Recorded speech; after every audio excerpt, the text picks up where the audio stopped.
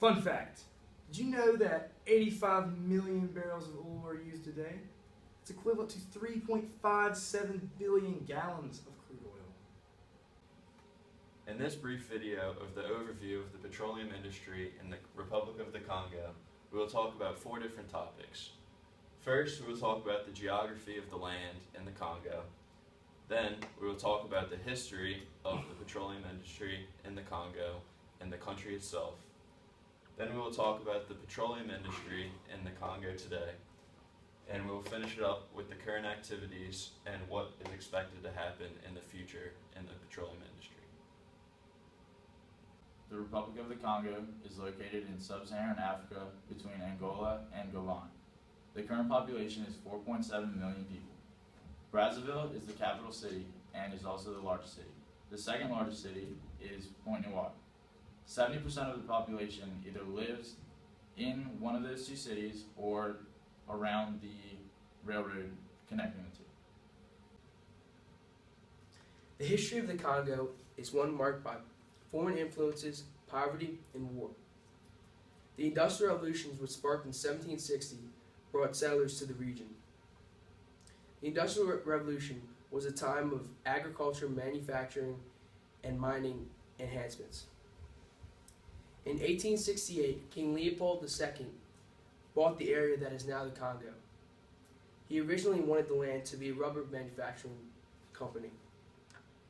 After success, colonization was brought to the colony.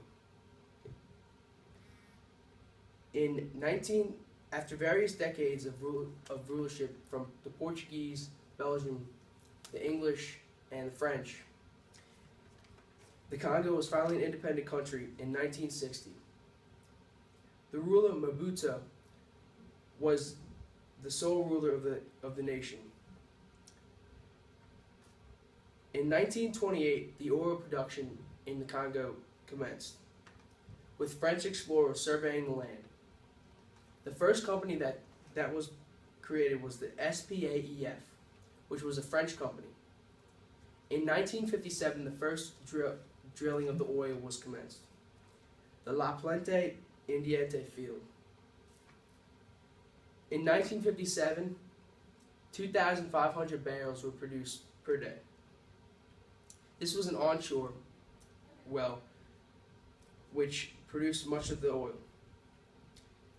The second oil field in the Congo was an offshore oil field, which was located in the Emerald oil field. In 1973, 3 million tons of oil were produced annually. The third oil field in Congo that was produced was the Luango oil field.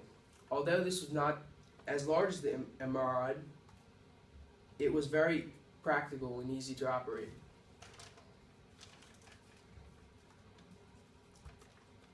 In the 1980s, the decline of oil sparked a growing debt in the nation. Infrastructure was neglected, and poverty was enhanced.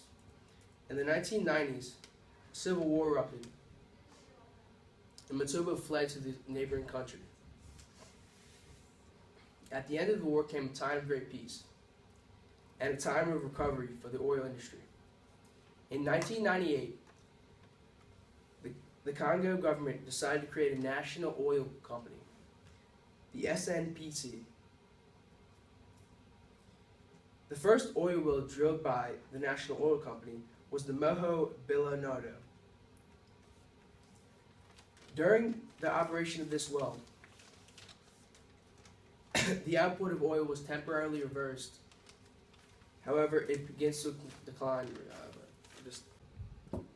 On the petroleum side of the Congo Brazzaville, statistics from the World Bank show that the oil sector holds a huge piece of the Congo's domestic economy. The petroleum sector is by far the country's major revenue earner. In the early 1980s, rapidly rising oil revenues enabled the government to finance large-scale development projects with the GDP growth, which averaged approximately 5% annually, which was one of the highest rates in Africa at the time.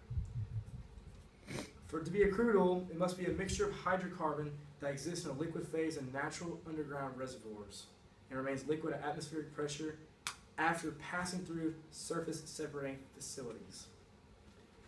In the Congo Brazzaville, nearly all the country's oil is produced offshore.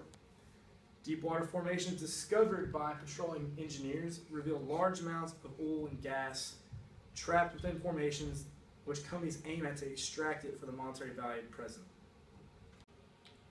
At the moment, the Republic of the Congo is currently one of the top 5 oil producers in sub-Saharan Africa. Oil exploration accounts for about 80% of the total revenue in the country, and about 87% of the export revenue comes from the exportation of oil and other products related to that. It is now believed that there are large oil sand deposits in the country, and an Italian oil company called ENI is currently funding a multi-billion-dollar project in hopes of recovering these products. It is believed that the Congo has large oil, natural gas, and hydropower potential, but they do not have the infrastructure to recover most of these resources at the moment. Right now, 37% of the population in the Congo lives with electricity, and this means that 2.5 million people live without electricity, even though they have such large potential for the energy.